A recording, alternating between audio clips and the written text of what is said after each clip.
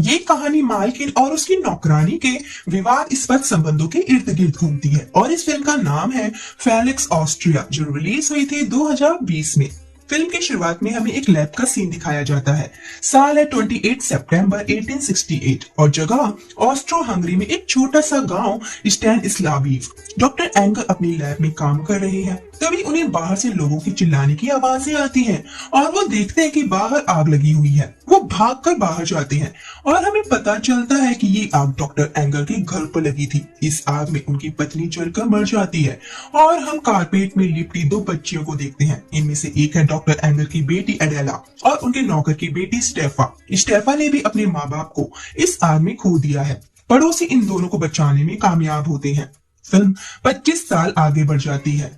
Adela की शादी petro नाम के एक आदमी से हो चुकी है, जिसका मूर्ति बनाने का काम है।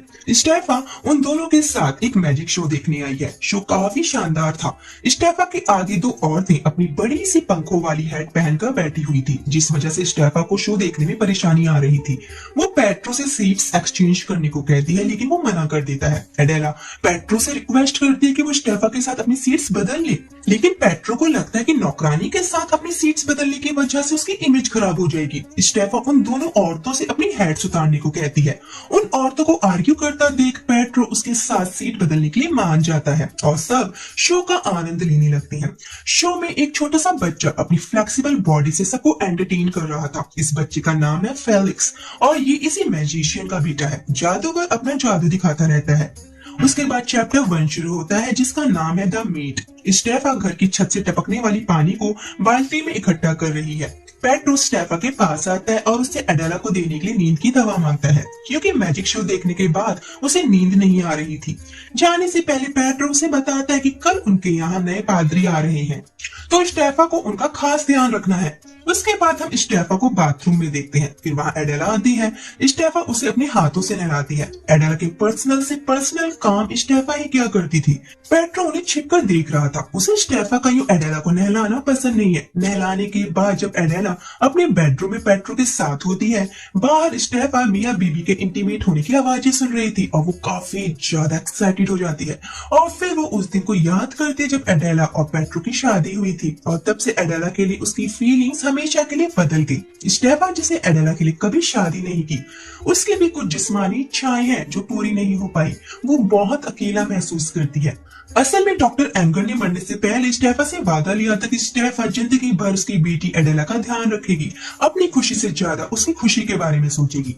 सुबह होते ही स्टेफा एडेला के बेडरूम में आती है और देखती कि दोनों बिना कपड़ों के नंगे पुंगे सो रहे हैं। पेट्रो स्टेफा को उन्हें ताड़ते हुए देख लेता है और फिर ब्लैंकेट से खुद को और एडेला को ढकता है। उसके बाद स्टेफा घर के सारे काम करती है और फिर वो मार्केट चली जाती है। वहाँ उसे यूसुफ नाम का एक लड़का मिलता है जिसकी मछलियों की दुकान है। इतने क्यूट लड़के को देख स्टेफा उस पर मोहित हो जाती है और उसे ताड़ने के चक्कर में साइकिल समेत कीचड़ में गिर जाती है। यूसुफ उसे सहारा देकर उठाता है और मुंह साफ करने के लिए अपना रुमाल देता है। वापस आकर स्टेफा यूसुफ के ख्यालों में ही खोई हुई होती है और फिर मछलियां स्टेफा का मजाक उड़ाने लगती हैं। स्टेफा यूसुफ के रुमाल को भट्टी में डालकर जला देती है। उसके बाद स्टेफा पादरी के लिए डिनर तैयार करती है। दरअसल स्टेफा एक बहुत ही अच्छी कुक है।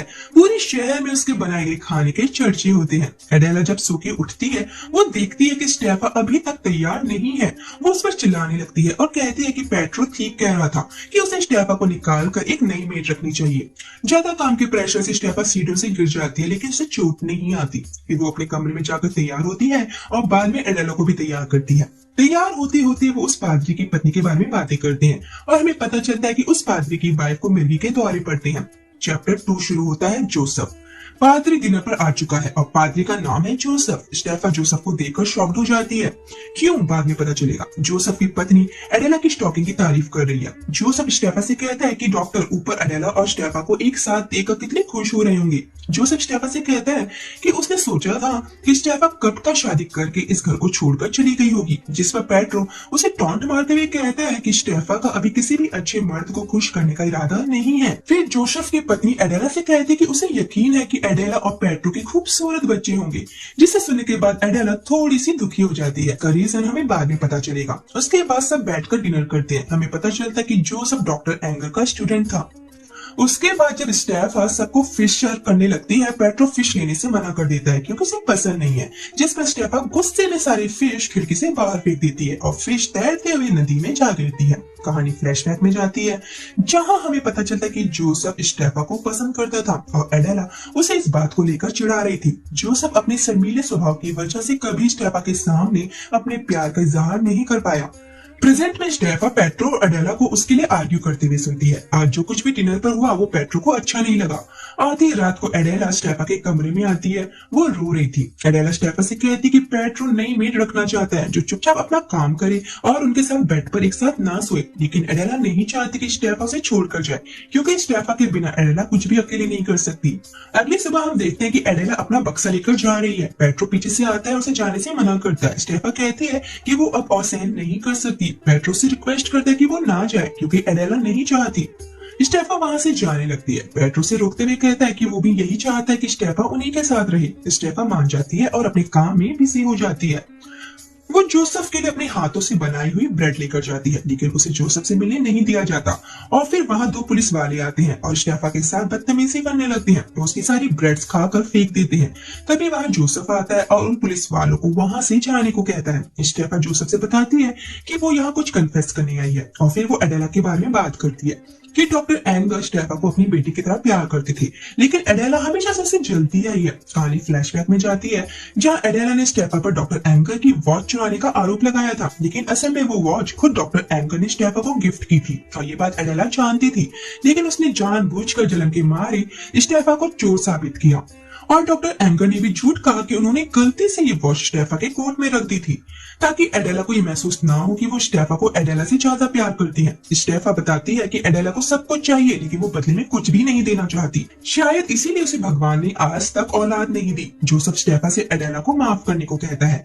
स्टेफा और एडेला पेट्रो की शॉप पर आते हैं जहाँ उन्हें एक बच्चा मिलता है जो उसी मैजिशियन का बेटा था। चैप्टर 3 शुरू होता है द बॉय। हम उस बच्चे को पेट्रो के घर पर देखते हैं जहां उसे नहलाने की तैयारियां चल रही थी। एडेला उसे खुद नहलाना चाहती है और स्टेफा को बाथरूम से बाहर भेज देती है, लेकिन वो बच्चा एडेला से हैंडल नहीं होता और स्टेफा को आकर सब संभालना पड़ता है। स्टेफा काफी अच्छे से उस बच्चे को समझाकर प्यार से नहलाती है। वो बच्चा किसी से बात नहीं कर रहा था, इसीलिए डॉक्टर को ये जांचने के लिए बुलाया जाता है कि कहीं ये बच्चा गूंगा और बहरा तो नहीं है। डॉक्टर बताता है कि बच्चा बोल सकता है और सुन भी, लेकिन सही से खाना न खाने की वजह से ये कमजोर हो गया है। उस बच्चे की फ्लेक्सिबल उंगलियां देखकर डॉक्टर भी हैरान रह जाता है। डॉक्टर बताता है कि उसने ऐसे बच्चे अपनी लाइफ में बहुत ही कम देखे हैं। पेट्रो नोटिस करता है कि उस बच्चे ने एक कागज पर उस शहर का सारा नक्शा बना रखा है, मतलब बच्चा काफी टैलेंटेड है। बच्चे की वजह से स्टेफा एडेला के काम को सही समय पर पूरा नहीं कर पाती, जिस वजह से एडेला उस पर नाराज होती है। स्टेफा जोसेफ से मिलकर फिर से एडेला के बारे में बात करती है कि उसके बिना एडेला कुछ भी नहीं कर सकती, वो पूरी तरह से उसी पर डिपेंड है। इसलिए डॉक्टर एंगर ने उसे एडेला का जिंदगी भर ख्याल रखने को कहा था। जोसेफ स्टेफा के पेशेंस की तारीफ करता है और कहता है कि काश वो भी उसी की तरह होता, और फिर वो कुछ समय अकेले बिताते हैं। रात के समय पेट्रो, स्टेफा और एडेला उस बच्चे को सर्कस दिखाने लाते हैं। वहां वो बच्चा खो जाता है और तब यूसुफ उस बच्चे को स्टेफा के पास लाता है और उनसे उस बच्चे का नाम पूछता है। पेट्रो जल्दबाजी में उस बच्चे का नाम फिलिक्स बता देता है। वापस आने पर हम देखते हैं कि वही मैजिशियन पेट्रो के घर आया है अपने भागे हुए बेटे को ढूंढने। उसे किसी से पता चला है कि वो बच्चा यहीं पर है। वो उनके घर पर फिलिक्स को ढूंढने लगता है, लेकिन उसे कुछ नहीं मिलता। फिर वो सब साथ में डिनर करते हैं और मैजिशियन फिलिक्स के बारे में बातें करने लगता है। फिर वहां वो उन्हें अपनी कुछ मैजिक ट्रिक्स दिखाता है। फिर वो उन्हें 1000 गिल्डर्स का लालच देकर उन्हें वो बच्चा वापस करने को कहता है। एडेला उसका ऑफर मान लेती है। ये सुनकर स्टेफा एडेला से कहती है कि उसे स्टेफा की जिंदगी बर्बाद करके सुकून नहीं मिला जो अब वो उस बच्चे की जिंदगी बर्बाद करना चाहती है। पेट्रो मैजिशियन को वहां से जाने को कहता है। रात में स्टेफा फिलिक्स को लोरी सुनाकर सुना रही है। चैप्टर 4 शुरू होता है। एडेला जोसेफ के घर आई है। जोसेफ के घर की हालत काफी खराब है, चारों तरफ गंदगी फैली हुई है, जिसे देख एडेला वहां से वापस जाने की बात करती है, लेकिन जोसेफ की पत्नी उनसे ना जाने की रिक्वेस्ट करती है और बताती है कि वो बहुत अकेली है। जोसेफ अपने काम में बिजी रहता है, उसके पास कोई भी नहीं है बात करने के लिए। वो एडेला की हेयर क्लिप की तारीफ करती है।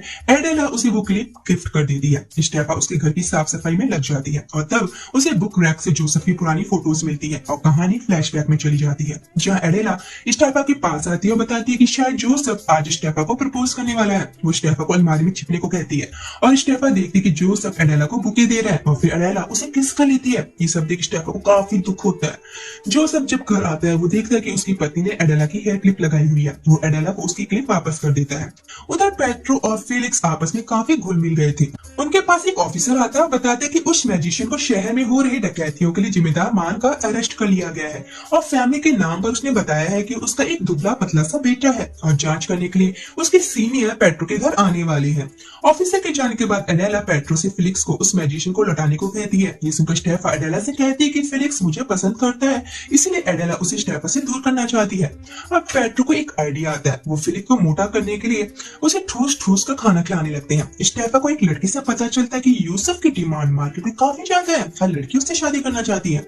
बाद में हम यूसुफ को स्टेफा के साथ बात करते हुए देखते हैं। यूसुफ कहता है कि पूरे शहर को पता है कि स्टेफा काफी अच्छा खाना बनाती है और ये भी वो बिना सैलरी लिए एडेला के यहाँ काम करती है और वो उसे कुत्तों की तरह ट्रीट करती है। जिसे सुनने के बाद स्टेफा वहां से चली जाती है और हम उसे जोसेफ के घर पर काम करते हुए देखते हैं और तभी जोसेफ की पत्नी को दौरे पड़ जाती है। जोसेफ स्टेफा से कहता है कि वो उसे उसके काम के पैसे देने के काबिल नहीं है। ये सुन स्टेफा रोने लगती है। वो ये सब पैसों के लिए नहीं बल्कि जोसेफ के लिए कर रही थी। वो कहती है कि उसे यही काम करना आता है, लोगों की सेवा करना। यहाँ जोसेफ स्टेफा के काफी करीब आ जाता है। फिर हम एक सीनियर ऑफिसर को पेट्रो के घर पर देखते हैं जो फेलिक्स को देखना चाहता था। एडेला बताती है कि उनके पास बस एक अनाथ लड़का है जिसे उन्होंने अडॉप्ट किया है। और फिर हम एक गोलू मोलू फेलिक्स को देखते हैं जिसे खाना खिला खिलाकर ऐसा बना दिया गया था ताकि वो किसी की पहचान भी ना आए। ऑफिसर्स उनसे माफी मांगकर वहां से चले जाते हैं। फिर हम स्टेफा को उसकी रेसिपी बुक के साथ देखते हैं। एडेला का जन्मदिन आने वाला है और स्टेफा को सारी तैयारियां करनी है। जोसेफ एडेला से मिलने आता है और स्टेफा उन दोनों को गले मिलते हुए देख लेती है। यूसुफ स्टेफा से मिलता है और उसे उसके साथ एक रेस्टोरेंट खोलने का ऑफर देता है। उसने दोनों के लिए शिप की टिकट्स भी खरीद ली थी जहां जाकर वो अपनी नई दुनिया बसा सकते हैं, लेकिन स्टेफा मना कर देती है। चैप्टर 5 शुरू होता है। स्टेफा एडेला का आज जन्मदिन है। कई सारे लोग घर पर आए हुए हैं। स्टेफा काफी टेंशन में लग रही है। पेट्रोस के पास आता है और उसे इन सब अरेंजमेंट्स के लिए थैंक्स कहता है। वो अपने पुराने बिहेवियर के लिए भी उससे माफी मांगता है। कुछ देर बाद स्टेफा सारे मेहमानों के सामने बताती है कि एडेला का पात्र यानी कि जोसेफ के साथ अफेयर चल रहा है। सबको लगता है कि स्टेफा ने ज्यादा पी लिया। स्टेफा कहती है कि उसने सब कुछ अपनी आंखों से देखा है और उसके पास इस बात के प्रूफ्स भी हैं। ये सुनने के बाद जोसेफ की पत्नी को फिर से दौरा पड़ जाता है। स्टेफा घर के अंदर भाग जाती है और अपना सामान पैक करने लगती है। स्टेफा को एडेला के रूम से एक नोट मिलता है जिसमें लिखा था कि डॉक्टर एंगर भी स्टेफा को यहाँ से दूर भेजना चाहते थे क्योंकि वो उसकी वीकनेस बनती जा रही थी और इस वजह से वो एडेला को इग्नोर कर रहे थे। एडेला स्टेफा से नफरत करती थी और वो भी यही चाहती थी। ये पढ़ने के बाद स्टेफा को काफी दुख होता है और तभी एडेला उसके पास आती है। स्टेफा अंदर से दरवाजा बंद कर देती है। एडेला जोर से दरवाजा खोलती है और दरवाजा बंद होते ही बाहर टेबल पर खड़ी लालटेन कारपेट पर गिर जाती है।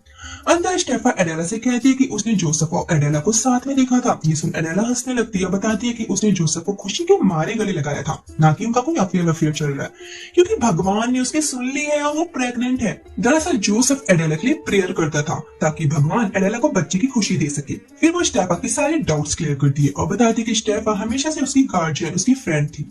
स्टेफा के थॉट्स और फीलिंग्स उसके लिए हमेशा से इंपॉर्टेंट रही है और उसने जानबूझकर अपने पापा का वो लेटर सेंड नहीं किया था क्योंकि उसे स्टेफा के बिना रहना नहीं आता। और फिर आग पूरे घर में फैल जाती है। फेलिक्स आकर उन दोनों को बचाता है। लास्ट में हम देखते हैं कि एडेला एक बच्चे की मां बन चुकी है। पेट्रो ने अपनी शॉप का नाम अपने और फेलिक्स के नाम पर रख दिया है और स्टेफा मैडम यूसुफ के साथ अपना रेस्टोरेंट खोलने उसके साथ चली गई है और ये मूवी यहीं पर खत्म हो जाती है।